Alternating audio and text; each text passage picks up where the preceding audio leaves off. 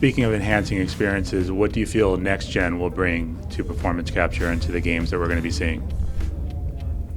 I don't know. I remember I was talking to somebody the other day, and they were saying how, you just can't imagine that we would be walking around with little computers that would bounce up to space and back, and you could talk to anyone in the world, anywhere, and it was free.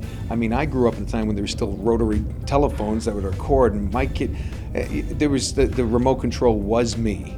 I was in a hotel recently, and I couldn't turn off the TV because the batteries in the remote were out, and it was in this sealed cabinet, and I couldn't turn the TV off. And then they had to send someone out to get batteries because there's no on-off buttons on TVs anymore. It's flat on the wall, and it just was a debacle.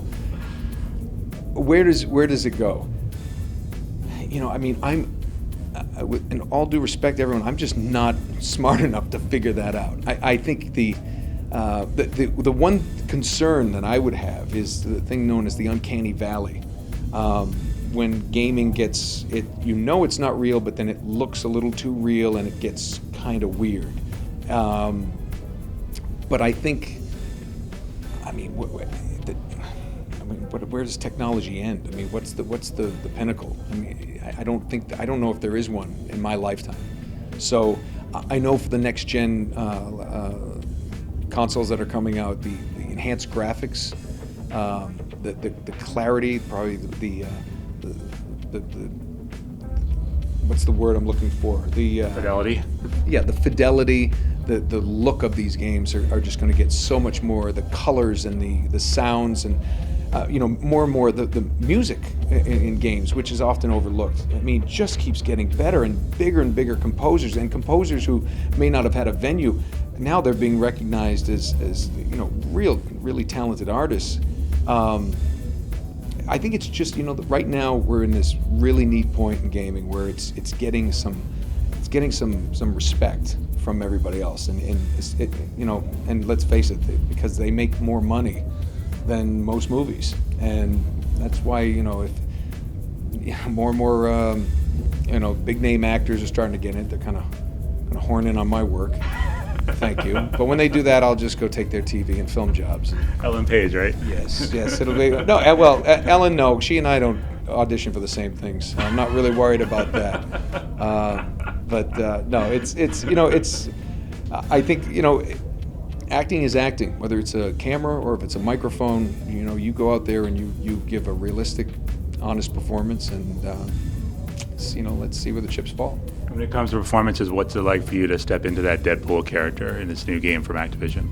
The Deadpool was an absolute blast. I mean, it's just, he's zany. He's out of his mind, and the thing I like about this game is it's violent, it's gruesome in certain points, it's irreverent. That's putting it mildly, but it makes no apologies for what it is. It's almost, especially in this day and age with violence in games and violence in our society, and is gaming doing that? Is it influencing it? I think it's very interesting to see that, I grew up with Three Stooges. I never hit anybody in the head with a hammer. And sometimes things like Deadpool, it's so over the top and so silly and funny that, you kind of get it. Somebody had a really nice point about violence, in games. And they said, there's violence in games, and they sell overseas. They sell in Europe, and they don't have school shootings. They don't have this kind of stuff. This is a U.S. problem. It's not a gaming problem. I'm not going to get on a soapbox or anything about that, but I know it's not gaming. It's not gaming. It's not rap music. It was never Marilyn Manson. It's, we got to take care of that stuff at home first. I'm a parent, and it's, my kids know, don't shoot the dog. Don't do these ridiculous things. Don't do anything that you see in a game. It's a game.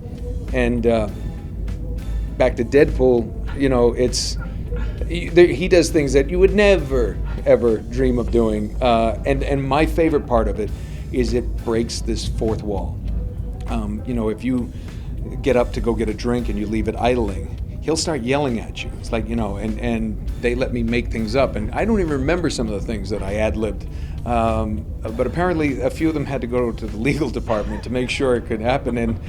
and somehow it got through. So it's. I'm really hoping it'll be a little bit of a sleeper hit. I mean, there's so many Deadpool fans, big Marvel fans, and it's a character that I first voiced in Hulk vs. Wolverine. I did in the Spider-Man games, and to my knowledge, nobody else has voiced Deadpool, and I'm kind of proud of that. I know Ryan Reynolds will be doing a live-action film of it, and I think he's great. So it'll be, then it'll probably be his because it'll put his face to it. But in the gaming world, I'm proud to have my name associated with him. He's one of my favorite characters.